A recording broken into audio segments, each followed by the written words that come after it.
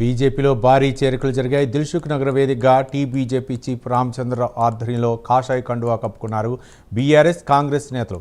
బీజేపీలో చేరారు. Make in India, stand up India ద్వారా ఉపాధి అవకాశాలు పెరిగాయని రామచంద్రరావు తెలిపారు. మత రాజకీయాలతో కాంగ్రెస్ ప్రజల్ని మోసం చేస్తుందని ఆయన ఆరోపించారు.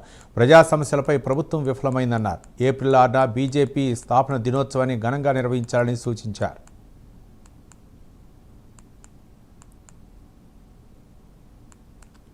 అన్ని సిద్ధాంతాలు కాలం చెల్లినాయి. కుటుంబ పాలన, అరాచకం, దోపిడి వచ్చేటువంటిది మళ్ళొకసారి మళ్ళా మన జెండా ఈడ ఎగురుతుంది అనేటువంటిది ఆశ కల్పిస్తున్నారు. ఆ దాని లోపల ఈ యువకులు వీళ్ళందరూ కూడా ఇక్కడ ఆల్రెడీ ట్రైన్ అయిన వాళ్ళు ఇప్పుడు వీళ్ళు కొత్తగా బాధ్యత మారిందంతే. ఆ కార్యక్రమాల నుండి ఇప్పుడు ఈ జెండా పట్టేటువంటిది కాషాయ ధ్వజం నుండి కమలం పువ్వు జెండా పడుతున్నారు. అంతేగాని వాళ్ళు ఆల్ ఎక్స్పీరియన్స్ ఉంది. సమాజంలో తిరిగిన వాళ్ళు, ప్రతి ఇంటికి పోయి ఆంటీ, అంకుల్, అన్న అని కూడా తిరిగినటువంటి వాళ్ళే. కాబట్టి ఇటువంటి వాళ్ళందరూ రావడం అనేది శుభసూచకం.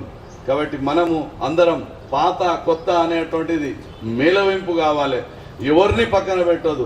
మనం అందరితో ఏమైనా తేడాలుంటే సార్ట్అవుట్ చేసేసుకొని ఇంకా ఎక్కువ బలగం పెంచుకొని ముందుకు పోతామనేటువంటి దాంట్లో నరేంద్ర మోడీ గారు 4 దిక్కుల దేశంలోనే కాదు, కాంగ్రెస్ అడ్రస్ గల్లంతైంది. ఇప్పుడు గుడి కడుతున్నాం కదా, ఇప్పుడు ఏం మాట్లాడుతున్నారు?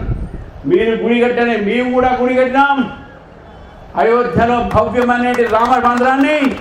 కానీ దాంట్లో ప్రభుత్వం నిధులు వాడలేదు. ఇక్కడ ఉన్నటువంటి ఒక ప్రతి కార్యకర్త రూపాయి ఇచ్చి పంపించినటువంటి ట్రస్ట్తోని ఆ నిర్మాణమైంది.